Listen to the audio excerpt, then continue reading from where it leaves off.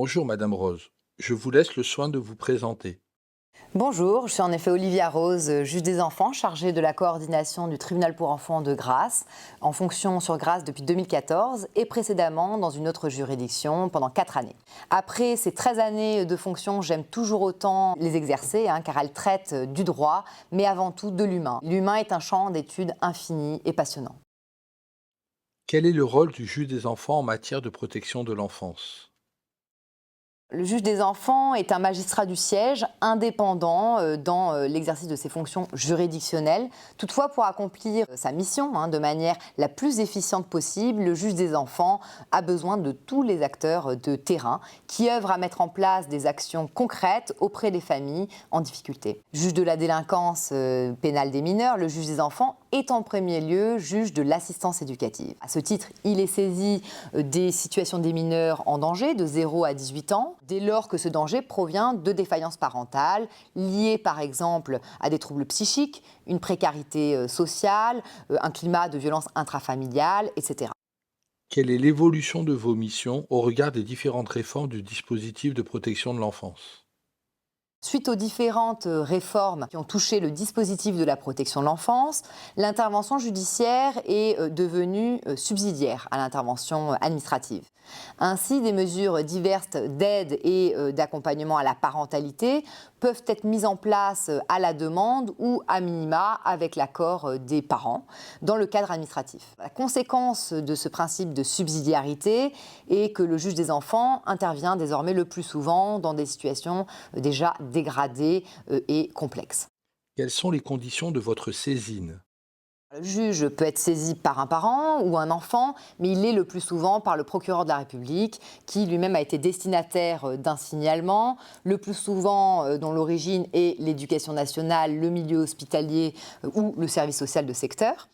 Comment s'organise une audience? Lorsqu'il a connaissance d'une situation à risque pour un mineur dans sa famille, le juge des enfants organise avec son greffe une audience à laquelle participent les parents et les enfants, éventuellement assistés d'un avocat. Les enfants sont entendus seuls afin que leur parole puisse être la plus libre possible, même si dans les faits, ils se positionnent régulièrement en loyauté à leurs parents et n'osent pas forcément aborder les difficultés intrafamiliales.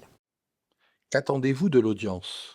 L'audience a pour but d'actualiser les éléments initialement transmis au juge et de permettre aux familles de débattre de ces éléments et de s'en expliquer avant d'envisager le prononcé d'une éventuelle mesure d'accompagnement éducatif. Le but premier du juge est de trouver une solution en lien avec les professionnels de la protection de l'enfance, issus tant du champ associatif que du département, afin d'accompagner au mieux les parents dans leurs difficultés personnelles, dans le souci d'en faire bénéficier leurs enfants et d'assurer à ces derniers des conditions de vie les plus satisfaisantes possibles, sur les plans tant matériels, moral, affectifs qu'éducatifs. Le principe, rappelons-le, est le maintien des enfants dans leur famille, mais un placement en dehors de la famille peut également être envisagé dans certains cas.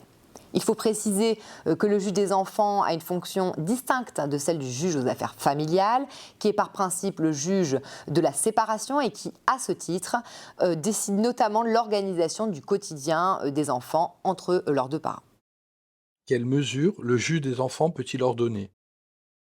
Lorsqu'il est saisi d'une situation, le juge des enfants peut soit ordonner une mesure judiciaire d'investigation éducative afin d'évaluer de manière plus approfondie la situation familiale au travers notamment de l'histoire familiale et déterminer ainsi les mesures d'accompagnement les plus adaptées aux problématiques qui auront été mises en évidence. Il peut également ordonner une mesure d'assistance éducative en milieu ouvert au profit des mineurs pour offrir une guidance dans la parentalité, améliorer la prise en charge quotidienne des enfants par leurs parents et veiller à leur bonne évolution. Dans certains cas, il peut décider d'un suivi éducatif renforcé sous la forme d'un placement à domicile et enfin peut décider du placement des enfants au service de l'aide sociale à l'enfance avec une orientation en famille d'accueil ou en foyer. Quelles remarques pouvez-vous formuler en matière d'écrit professionnel, notamment le rapport de situation ou la note d'incident? Dans tous les cas, le juge des enfants prend sa décision en fonction des évaluations qui sont réalisées par les travailleurs sociaux présents sur le terrain auprès des familles. Par la suite, il adapte ses décisions au fur et à mesure de l'évolution de la situation grâce aux éléments qui lui sont transmis par ces professionnels de la protection de l'enfance, qui eux-mêmes informent le juge des enfants des incidents et évolutions positives constatées. Ainsi, les écrits transmis aux magistrats sont essentiels car ils constituent la base des décisions prises et des qualités rédactionnelles sont requises, en plus des qualités humaines chez les travailleurs sociaux, qualités telles que la bienveillance, le souci de l'autre, la rigueur, la loyauté et la capacité à nommer les points problématiques tout en respectant l'autre. Et je terminerai en un mot pour vous dire que le juge des enfants n'est rien sans ses partenaires de la protection de l'enfance. C'est ensemble que nous œuvrons à assurer autant que faire se peut des conditions de prise en charge et d'éducation les plus satisfaisantes possibles aux enfants qui seront les adultes de demain.